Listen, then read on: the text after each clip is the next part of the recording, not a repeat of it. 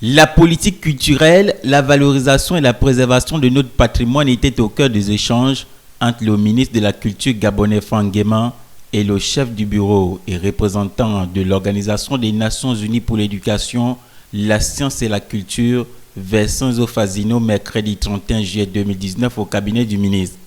Par ces échanges, l'UNESCO est disposée à accompagner le Gabon dans la recherche des opportunités pour la jeunesse et le déploiement des programmes de loisirs et sportifs. Et pour une organisation comme l'UNESCO, c'est une rencontre très importante parce que le domaine de la culture et de la jeunesse sont au cœur du mandat de l'UNESCO.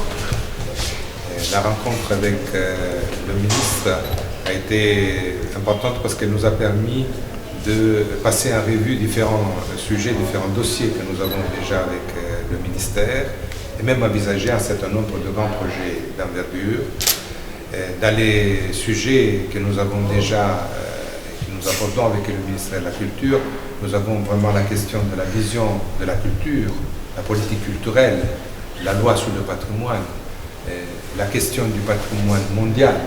Nous avons un site important, le site de la Lopé au Gabon, mais c'est un pays qui peut avoir également potentiel d'autres sites inscrits au patrimoine de l'humanité.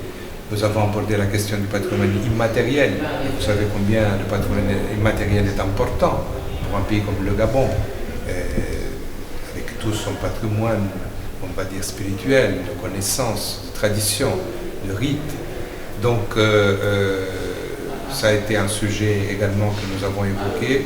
Maintenant, comment ce patrimoine est approprié par les populations, comment ce patrimoine est transmis aux générations futures, comment ce patrimoine devient un facteur économique de développement dans la diversification économique du Gabon. Ça, c'est une autre question importante. Et c'est un peu ce que nous appelons dans le jargon les industries culturelles et créatives. Donc aussi s'appuyer sur la créativité, sur les artistes qui sont bien présents dans ce pays. Et cette audience accordée par le ministre de la Culture vient une fois de plus démontrer l'excellence des relations qui existent entre le Gabon et l'UNESCO.